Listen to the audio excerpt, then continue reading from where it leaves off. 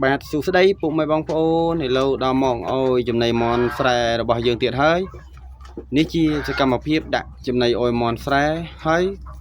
ក៏ជាមន់មេដែលយើងសម្រាប់ទុកឲ្យវាពងដើម្បីយកកូនទៅបំពន់លុកបាទនេះជាមេមន់របស់ខ្ញុំហើយក៏មន់ដែលយើងដាក់វានៅផ្សេងដោយឡែកពីមន់ដែលយើងបំពន់លក់បាទហើយនេះជាការដាក់ចំណីអោយហើយចំណីរបស់យើងដូចខ្ញុំបានរៀបរាប់នៅវីដេអូមុនអញ្ចឹងគឺជាចំណីដែលយើងឆ្នៃពីដើមចេកដើមតកួនស្លឹកបន្លែផ្អែមហើយយើងយកទៅលាយជាមួយកញ្ចុងកង្កជាមួយកតុជាមួយស្រូវហើយនឹងយើងប្រើចំណីផ្សារដែរតែយើងប្រើតិចពុកម៉ែបងប្អូនបាទយើងអត់ប្រើច្រើនទេបាទការឆ្នៃចំណីបែបនេះគឺធ្វើឲ្យមន់របស់យើងនឹងពងល្អហើយនឹងវាញាស់មកល្អទៀតបាទហើយពងបានច្រើនពុកម៉ែបងប្អូនបាទសម្រាប់ពុកម៉ែបងប្អូនដែលជួយចិត្តចិញ្ចឹមមន់ស្រែលក្ខណៈគ្រួសារអាចមើលវីដេអូនេះបានខ្ញុំនឹងបាទបង្ហាញហើយនឹងរៀបរាប់ពីបទពិសោធន៍ខ្លះៗដែលខ្ញុំមានកន្លងមកនឹងជែកជូនពុកម៉ែបងប្អូនឲ្យបានដឹងទាំងអស់គ្នាបាទ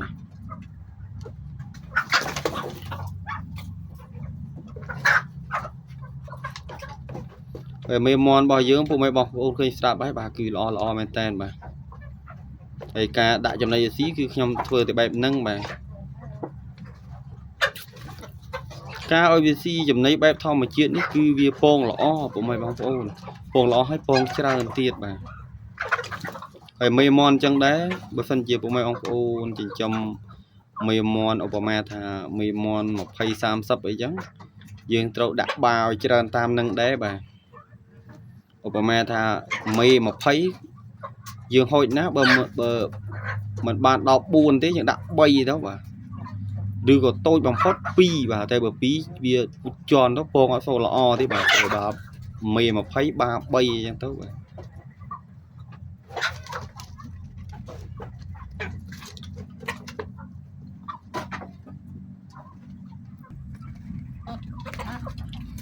ហើយបាអញ្ចឹងដែរពុកម៉ែបងប្អូនយើងកុំទុកវាដល់ចាស់ពេកបាទសម្រាប់បាមន់របស់យើងបាទយ៉ាងយូរយើងទុកវា2ឬក៏3ឆ្នាំអីយ៉ាងយូរបាទបើអាចទេតែ2ឆ្នាំឯបានហើយយើងដូរបាថ្មីទៅពីព្រោះបាចាស់វាអត់សូវជន់វាអត់សូវជន់មេទេហើយយើងប្រើបាតិចក៏អញ្ចឹងដែរវាជន់មកអត់សូវបានល្អទេបាទបើដូចខ្ញុំរៀបរាប់ក្នុងវីដេអូនេះអញ្ចឹងបា3មេ20អញ្ចឹងទៅបើសិនជាមេយើងដល់30បាទដាក់បា4អញ្ចឹងទៅបាទតែបារបស់ខ្ញុំនេះខ្ញុំជាប់ក្នុងកាមេរ៉ានេះមានតែ1ទេដោយនៅខ្ញុំដាក់ខាងនោះហ្នឹង2ទៀតបាទ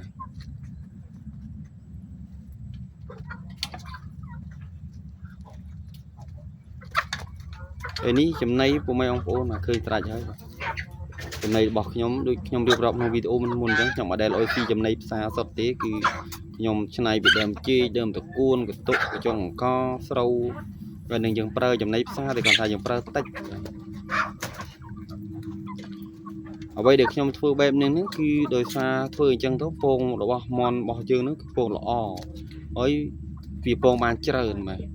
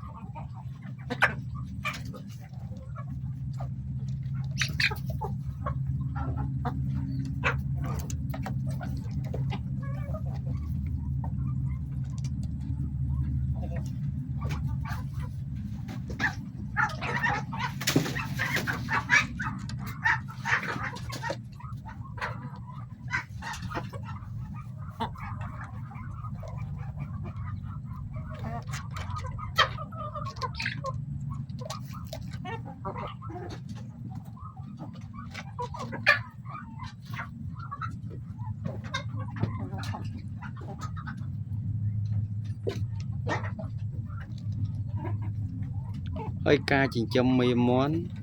បាទខ្ញុំសូមរៀបរាប់ក្នុងវីដេអូនេះបន្តិចពុកម៉ែបងប្អូនបាទកុំយកមាន់ដែលយើងបំពន់លក់នឹងមកដាក់ជាមួយមាន់មេរបស់យើងមកពេលយើងយកមកដាក់ទៅវាច្បុកច្បល់ពេលណាវាយប់ឡើងវាឡើងឌីកឡើងអីទៅវាជុះអាចដាក់ពងដាក់អីចឹងទៅហើយសបុកមាន់ចឹងដែរពុកម៉ែបងប្អូនបាទបើសិនជាសបុកយើងមានសមើលយើង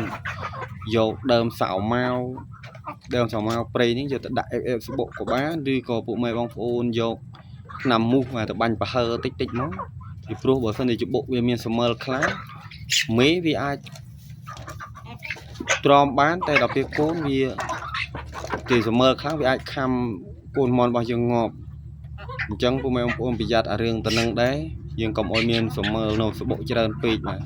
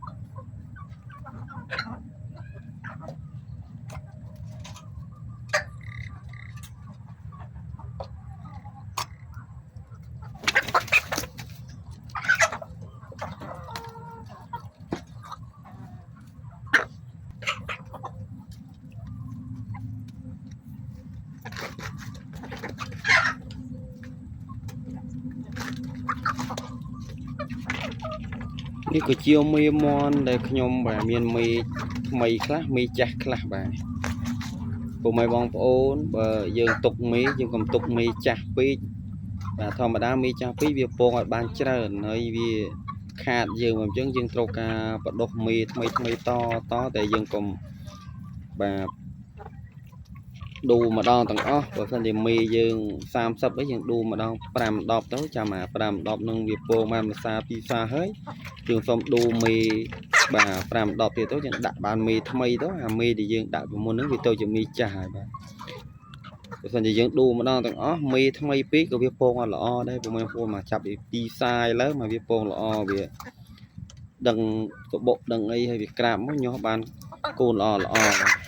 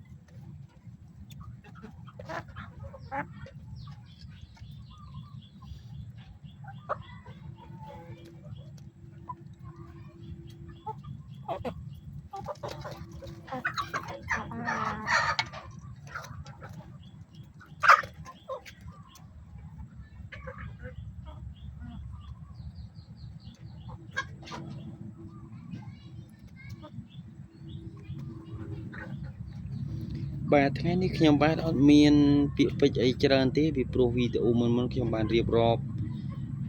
បាទច្រើនវីដេអូហើយតាក់ទងនឹងរបៀបធ្វើចំណីរបៀបថែទាំកូនមាន់របៀប ធ្វើសបុកមេមន់របៀបឆ្នៃចំណីបែបធម្មជាតិដាក់អុយមេមន់ស៊ីអុយមន់បំពន់សម្រាប់លក់ស៊ីបាទគឺមានច្រើនវីដេអូហើយពុកម៉ែបងប្អូនបាទថ្ងៃនេះខ្ញុំបាទក៏ได้ថតពីសកម្មភាពដាក់ចំណីអុយមន់ហើយរៀបរាប់វីដេអូក្នុងវីដេអូនឹងបន្តិចបន្តួចទេបាទពុកម៉ែបងប្អូនអាចបានដឹងបានអីហើយព្រោះវីដេអូខ្ញុំផុសច្រើនហើយតាក់ទងនឹងពីរបៀបថែទាំមន់របៀបថែទាំមេមន់របៀបថែទាំកូនមន់របៀបធ្វើវ៉ាក់សាំងគឺមានបាទហើយបើសិនជាពុកម៉ែបងប្អូនមកឆ្ងល់អីអាចខនមិនសួរបាទខ្ញុំអត់លាក់ទេពីរបៀបចាក់ថ្នាំការពារអសន្នរោគមន់អីក៏ខ្ញុំធ្លាប់រៀបរាប់ប្រាប់អស់ហើយដែរបាទគាត់និយាយថានេះជាមេមន់ដែលខ្ញុំចិញ្ចឹមសម្រាប់ឲ្យវាពងយកកូនទៅបំពន់លក់បាទហើយការភ្ញាស់កូននេះគឺខ្ញុំអត់ប្រើទូភ្ញាស់ទួយទេគឺឲ្យមេវាក្រាបបាទនឹងសបុករបស់ឯងគាត់និយាយប្រាប់បងប្អូនពីរបៀបទៅមេមន់យើងទុកមិនដើម្បីឲ្យបានពងច្រើនហើយយើងមេប្រមាណត្រូវដាក់បាប្រមាណបាទគឺខ្ញុំរៀបរាប់ក្នុងវីដេអូនេះរួចអស់ហើយបាទបើសិនតែពុកម៉ែបងប្អូនបានទស្សនាវីដេអូនេះហើយពេញចិត្តបាទកុំភ្លេចជួយចុច like ចុច share ឬក៏ចុច comment ជាពិសេសនោះគឺសញ្ញារូបកណ្ដឹងបាទឬក៏ចុចជាវឲ្យខ្ញុំម្នាក់មួយផងដើម្បីជាកម្លាំងចិត្តឲ្យខ្ញុំមានទឹកចិត្តធ្វើវីដេអូជែកជូនពុកម៉ែបងប្អូនបានទស្សនានិងបានដឹងពីរបៀបចិញ្ចឹមមាន់បាទស្រែទាំងអស់គ្នាបាទពុកម៉ែបងប្អូនខ្លះគាត់អត់ដឹងពីវិធីចិញ្ចឹមពេលគាត់ចិញ្ចឹមហើយអត់បានផលបរាជ័យយូរបាក់ទឹកចិត្តបាទគឺអត់បានផលដោយសារយើងអត់ដឹងពីវិធីទេបាទទោះបីជាយើងចិញ្ចឹមតិចតួចក៏ដោយបើមិនតែយើងដឹងពីវិធីសាស្ត្រថែទាំវាគឺយើងអត់ខាតបង់ទេពុកម៉ែបងប្អូនបាទយើងចិញ្ចឹមបាទប្រទោះទីផ្សារមន់ហាងខេងរបស់វាមិនជាអន់ប៉ុណ្ណាទេបាទ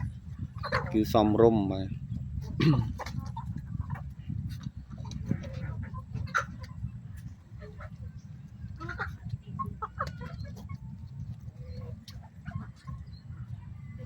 បាទវីដេអូនេះគឺមានតែប៉ុណ្្នឹងទេពុកម៉ែបងប្អូនបាទខ្ញុំបាទពូកែមិនស្រែសូមអរគុណពុកម៉ែបងប្អូនបាទដែលបានតាមដានទស្សនាវីដេអូខ្ញុំកន្លងមកបាទហើយនឹងបងប្អូនទៅទស្សនាថ្មីយ៉ាងដែរបាទខ្ញុំបាទក៏សូមអរគុណទាំងអស់គ្នាបាទខ្ញុំបាទសូមជម្រាបលាពុកម៉ែបងប្អូនបាទ